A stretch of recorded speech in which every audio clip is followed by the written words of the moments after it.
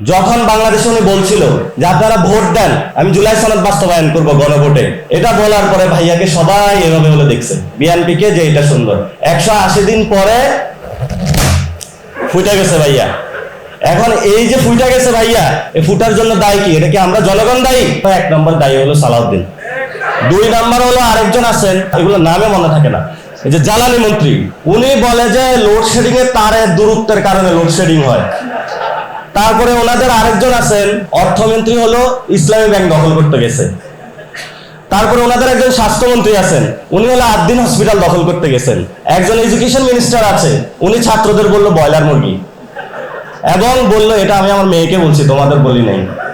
তাহলে তো আরো বড় অপরাধ করেছে উনি। তো ওনাদের এই মিনিস্টার যারা আছে তাদের যদি আমরা গাল গল্প বলি, এগুলো হলো এরাই হলো তারেক রহমানের এই সুন্দর আই হ্যাভ এ প্ল্যান, যে এটা বেলুন ছিল, এই বেলুনকে হলো ফুটাইয়া দিছে। ভরসা করে আর লাভ নাই।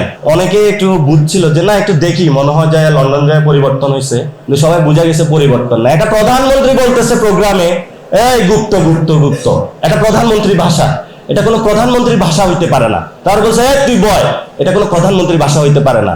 একজনে বলছে যে আমার তো ক্ষুধা লাগছে, আমিও সকাল থেকে খাই নাই, এটা হলো প্রধানমন্ত্রীর ভাষা। আপনি খাইছেন নাকি খাইছেন ওটা আমাদের দেখার না, যে খায় নেয় তারা হলে আপনার দিতে হবে। বাংলাদেশে আমরা জামাত বিএনপি এনসিপি বুঝি না। বাংলাদেশে 2টা পক্ষ, একটা হলো বাংলাদেশে যারা ভালো মানুষ, আর একটা হলো বাংলাদেশে যারা টেন্ডার বাজ। একটা হলো বাংলাদেশে যারা ভালো মানুষ, আর একটা হলো বাংলাদেশে যারা ছাত্র দল। এটা বললে আবার সমস্যা হয়ে যাবে। রাজনৈতিক দলগুলো আছে ভাগবটোয়ারা, ওগুলোর উপরে আমাদের কোনো ডিপেন্ড করে লাভ নেই। আমিও রাজনীতি করি, কিন্তু আমি সত্যর যেটা সেটাই আমি বলবো। আজকে এখানে তাকাইলে পুরো বাংলাদেশ, একখণ্ড বাংলাদেশ এখানে বসে আছে, এবং সংসদ সদস্য, বাংলাদেশের স্বনামধন্য যারা সম্পাদক আছেন, তারা তাদের এই সম্পাদকের পরিচয় ছাপিয়েও রাজনীতিবিদ যারা আছে তাদের চেয়েও বেশি কাজ করে যাচ্ছে।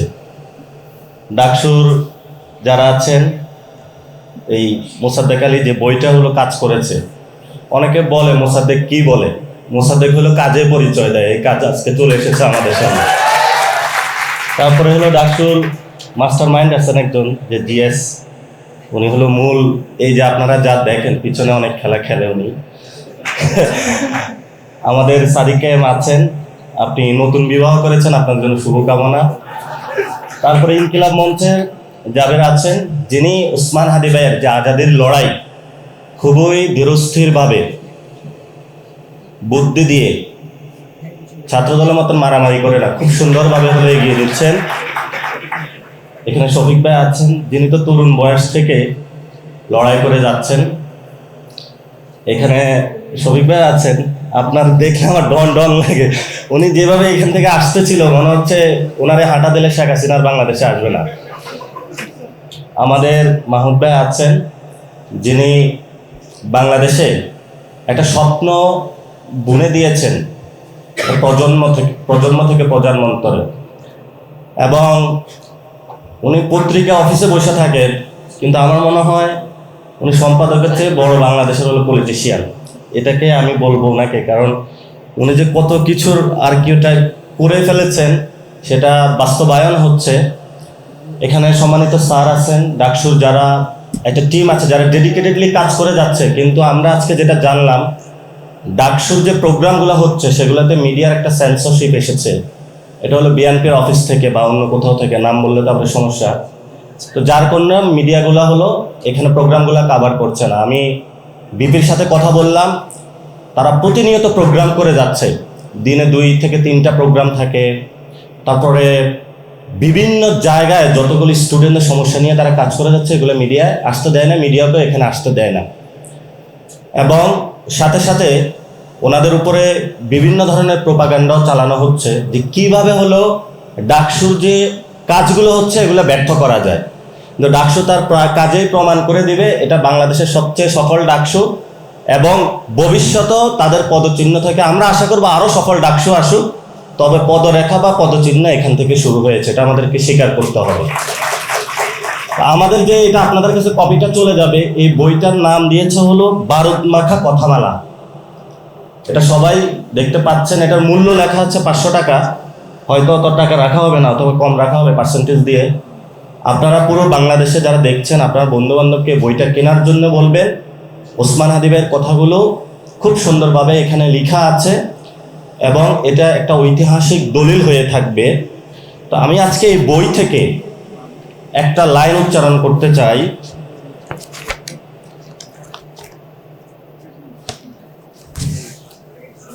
শহীদ ওসমান হাদি ভাইকে প্রশ্ন করা হয়েছিল, আপনি কি ভারতকে ঘৃণা করেন?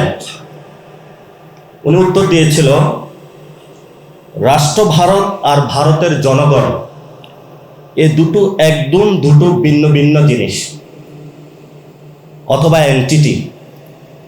ভারতের জনগণ আমাদের বন্ধু।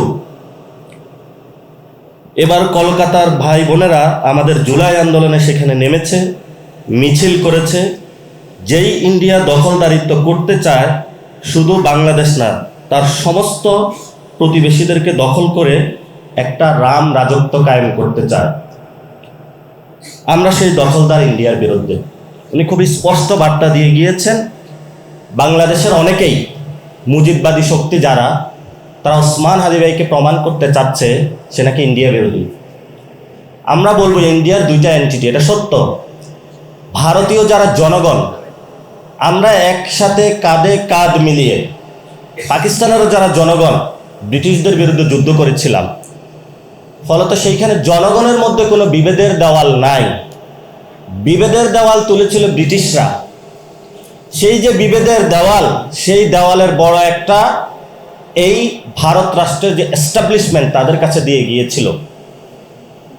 আমরা পাকিস্তান রাষ্ট্র যেটা আছে, সেই বিভেদের দেওয়াল থেকে বের হয়ে একটি বৈষম্যহীন বাংলাদেশ 1971 সালে গোড়াপত্তন হয়েছিল সাম্য, মানবিক মর্যাদা এবং ন্যায় বিচারের ভিত্তিতে।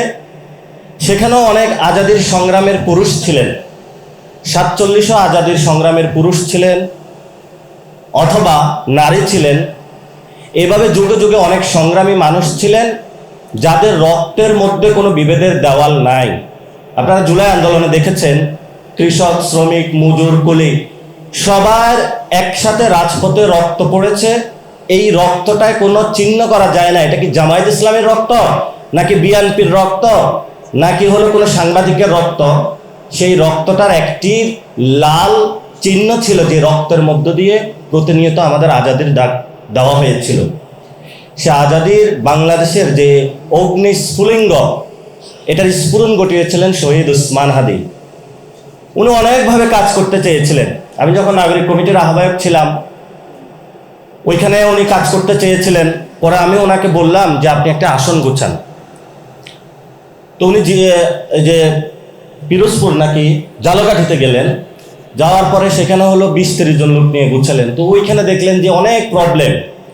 বললেন যে এখানে তো অনেক সমস্যা, আবার টাকা পয়সা লাগবে রাজনীতি করতে, এত ঝামেলা। কিন্তু ওনার মধ্যে যে আজাদের যে স্বপ্নটা, এটা হলো বুকের মধ্যে প্রতিনিয়ত দীপ্ত তারুণ্যের ন্যায় উজ্জ্বল ছিল।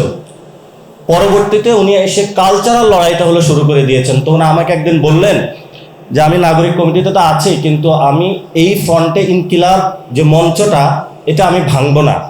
তা আমি বললাম, এটা তো নাগরিক কমিটিতে যেহেতু আপনি সব কিছু ছেড়ে এসেছেন, এটা রিজলভ করলে ভালো হয়। কারণ ওই সময় আমরা 15টা ব্যানার একসাথে করে নাগরিক কমিটিতে নিয়ে এসেছিলাম। তো বললো না, আমি এটা করব না। তা আমি বললাম ঠিক আছে, তাহলে আপনি ইন্ডিপেন্ডেন্টলি কাজ করেন।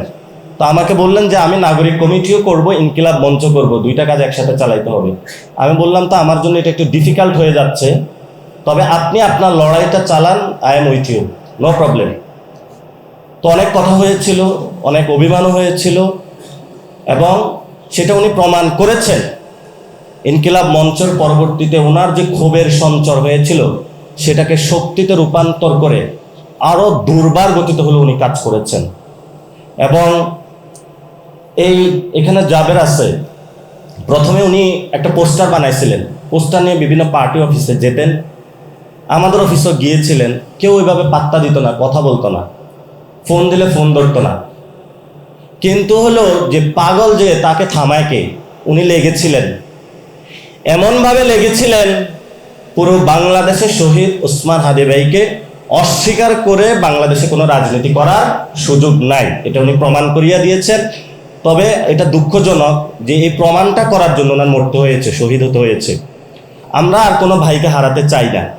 যারা জীবিত আছেন, জীবিত থেকে আজাদের আন্দোলন লড়াই চালিয়ে যাচ্ছেন, আমরা তাদের সাথে ঐক্যবদ্ধ থাকতে হবে। উনি বলে গিয়েছিলেন যে জান দিব, জুলাই দিব না। এটা উনি মরিয়া প্রমাণ করিয়াছেন যে জান দিয়েছেন, কিন্তু উনি জুলাই কারো কাছে বিক্রি করেন নাই।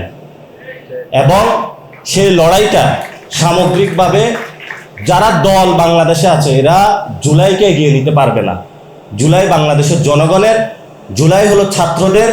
ঢাকা বিশ্ববিদ্যালয় থেকে শুরু হয়েছিল এবং ঢাকা বিশ্ববিদ্যালয়ের ছাত্রদেরকে এটা এগিয়ে নিতে হবে, বাংলাদেশের জনগণকে এগিয়ে নিতে হবে। রাজনৈতিক দলগুলো আছে ভাগবটোয়ারা, ওগুলোর উপরে আমাদের কোনো ডিপেন্ড করে লাভ নেই। আমিও রাজনীতি করি, কিন্তু আমি সত্যর যেটা সেটাই আমি বলবো। দ্বিতীয় যে বিষয়টা আজকে বলবো, আমাদের একটা খুনি আছে বাংলাদেশের, বিখ্যাত খুনি শেখ হাসিনা। এটা তো চলে গেছে। হ্যালো, আচ্ছা আচ্ছা। এই শেখ হাসিনা খুনি হলো, ভারতে পালাইছে। ভারত আছে বিপদে। যদি শেখ হাসিনা বললে চলে যায়, এটা বুঝে নেই। আচ্ছা, হ্যালো। যদি শেখ হাসিনা কে ভারত রাষ্ট্র অন্য কোনো দেশের কাছে সমর্পণ করে, তাহলে প্রতিবেশী রাষ্ট্রের কাছে একটা বার্তা যাবে, ভারত যেগুলাকে হলো গেটুপুত্র বিভিন্ন সময় টাকা পাঠিয়ে বিভিন্ন মুজিববাদী বয়ান দিয়ে তৈরি করে যেই ধরনের গেটুপুত্র গাদ্দার বাংলাদেশে বানাইছে, এদেরকে যদি সিস্টেমেটিক হয়তো না রাখতে পারে, তখন অন্যান্য দেশের ওরা ভয় পাবে যে আমি ভারতের দালালি করলে, শেখ হাসিনার মতন যখন ভারতে পালাবো, তখন একটা পর্যায়ে আমাকে ভারত থেকে তারা বের করে দেবে। এই কারণে ভারত রাষ্ট্রের অনেক বন্ধুর সাথে কথা হয়েছে, এটা নিয়ে হলো ভারত সরকারও বিপদে আছে। যদি শেখ হাসিনাকে বের করে, তাহলে প্রতিবেশী রাষ্ট্রের কাছে একটা বার্তা যাবে যে যদি শেখ হাসিনাকে বের করা হয়, তাহলে ভবিষ্যতে কাউকে এখানে আশ্রয় দেওয়া হবে না।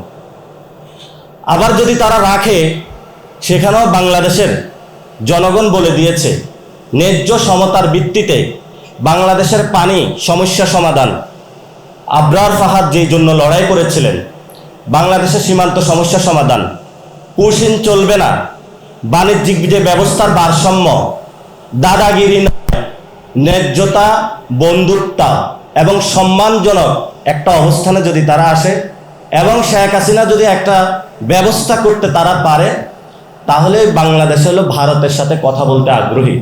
এটা বাংলাদেশ থেকে ক্লিয়ার করা হয়েছে। এখন বাংলাদেশের সমস্যা হচ্ছে, ক্লিয়ার যারা করেছে, বিএনপির পন্থে আবার দুইটা গ্রুপ হয়ে গেছে। একটা গ্রুপ হলো না, তলে তলে হলো শেখ হাসিনা ওই পথের ছাড়া যাবে না। যদি আবার হুট করে শেখ হাসিনা কোনোভাবে চলে আসে, তাহলে আবার বিএনপি বলবে আমরা তো শেখ হাসিনার সাথেও ছিলাম।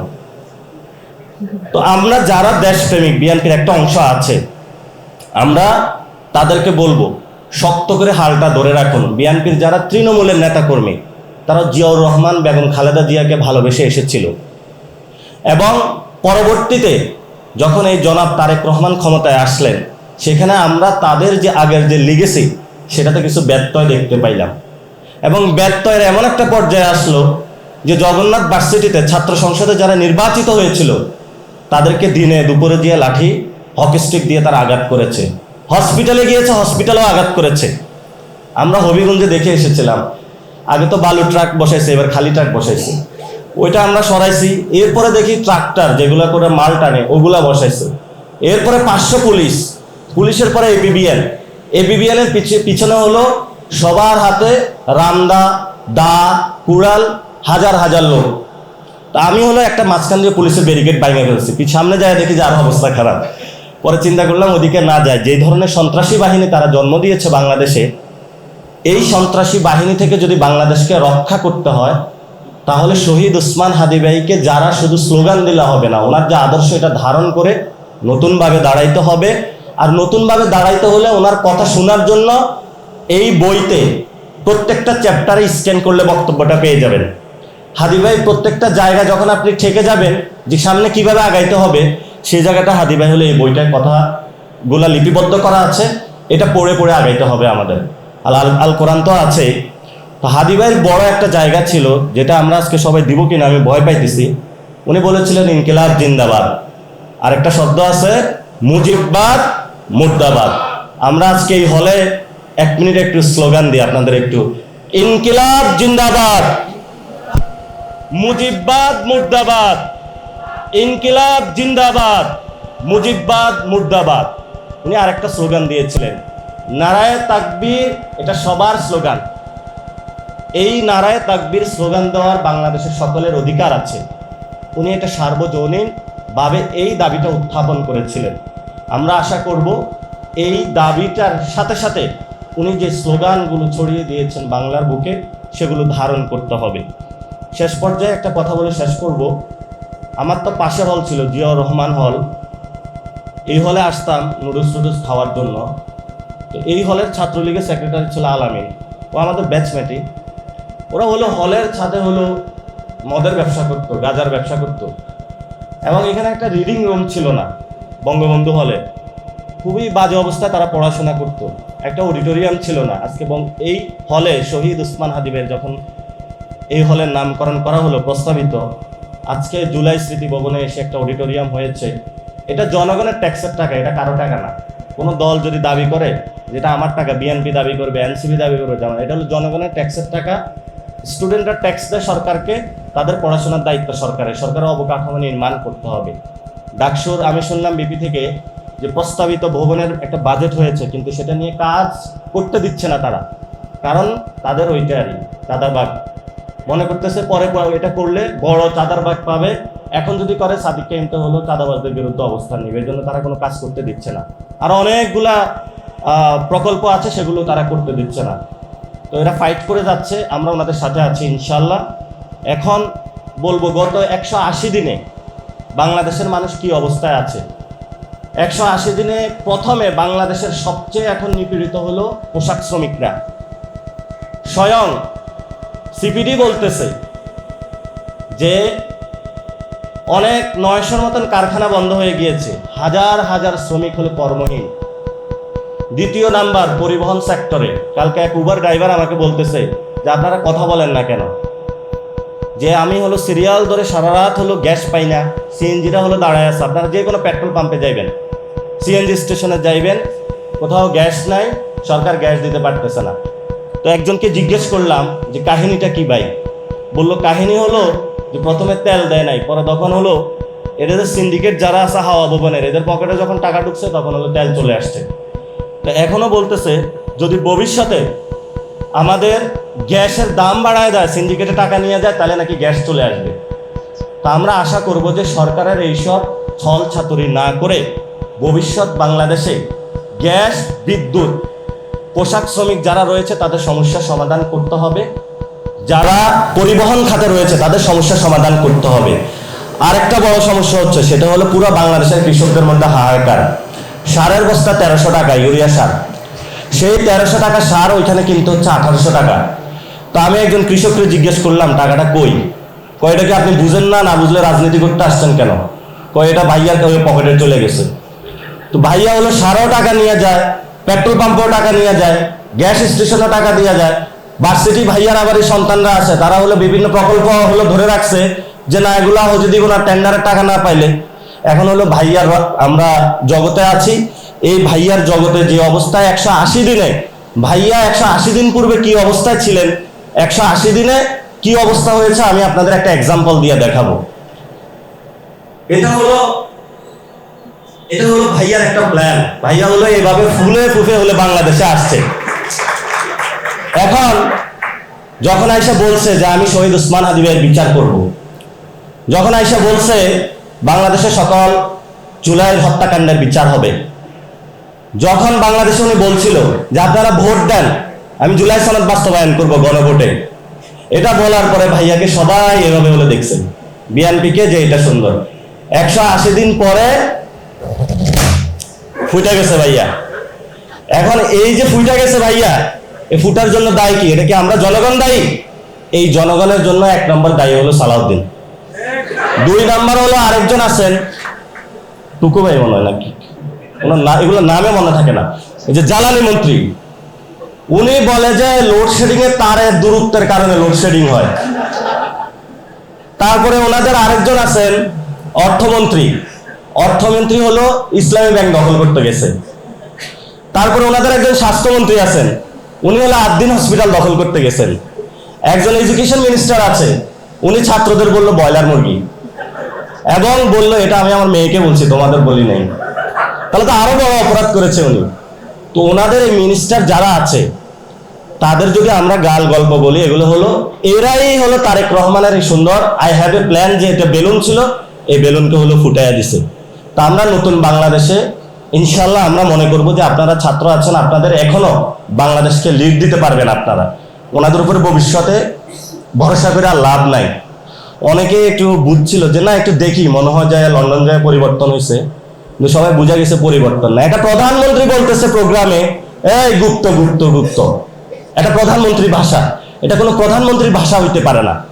তার বলছে তুই বয়, এটা কোনো প্রধানমন্ত্রীর ভাষা হইতে পারে না। একজনে বলছে যে আমার তো ক্ষুধা লাগছে, আমিও সকাল থেকে খাই নাই, এটা হলো প্রধানমন্ত্রীর ভাষা। আপনি খাইছেন নাকি খাইছেন ওটা আমাদের দেখার না, যে খায় নেয় তারা হলে আপনার দিতে হবে। তো আমরা আশা করব যে আপনারা আজকে একটা সুন্দর প্রোগ্রাম করেছেন, ভবিষ্যৎ বাংলাদেশে এগিয়ে যাবে। শহীদ ওসমান হাদির আজাদের লড়াই চালিয়ে নিতে হবে। কে ওসমান হাদির অনুসারী এটা হলো মাঠে প্রমাণ হবে ইনশাআল্লাহ। কারা আজাদের লড়াইতে থাকবে, কারা জনগণের পক্ষে থাকবে। আর বাংলাদেশে আমরা জামাত বিএনপি এনসিপি বুঝি না, বাংলাদেশে দুইটা পক্ষ, একটা হলো বাংলাদেশে যারা ভালো মানুষ, আর একটা হলো বাংলাদেশে যারা টেন্ডারবাজ। একটা হলো বাংলাদেশে ভালো মানুষ, আর একটা হলো বাংলাদেশে যারা দখলবাজ। একটা হলো বাংলাদেশে যারা ভালো মানুষ, আর একটা হলো বাংলাদেশে যারা ছাত্র দল। এটা বললে আমাদের সমস্যা হয়ে যাবে। তো আমাদের এই লড়াইটা চালিয়ে যেতে হবে, কাউকে ভয় পায় লাভ নাই। ইনশাআল্লাহ লড়াই চলবে। আমরা বলে দিয়েছিলাম এই সরকার থাকতে পারবে না। কেন থাকতে পারে না? এটার জন্য তো তারেক রহমান নিজেই দায়ী। নিজে যদি নিজের পায়ে কুড়াল মারে, ওই পাগলরে কে ঠেকাবে? তা আমরা আশা করব যে সবার সুবুদ্ধি ফিরে আসবে। বাংলাদেশের শহীদ ওসমান হাদি ভাই ভারতীয় আগ্রাসনের বিরুদ্ধে যে আজাদী লড়াই শুরু করে দিয়েছিলেন, বুকে মনে প্রাণে ধারণ করে শরীরের যে তাওয়ান যোগরা আমরা যুবক আছি, রক্ত দিয়ে হলো বাংলাদেশের, ইনশাল্লাহ এটা ধরে রাখবো। আর মাহমুদ ভাই তো আমাদের একটু আসেনের সাথে একটু ছায়া দিয়ে রাখবেন, দোয়া করবেন আমাদের সবাইকে, এবং আপনারা সবাই ভালো থাকবেন। সবাইকে আসসালামু আলাইকুম ওয়া রাহমাতুল্লাহি ওয়া বারাকাতুহু।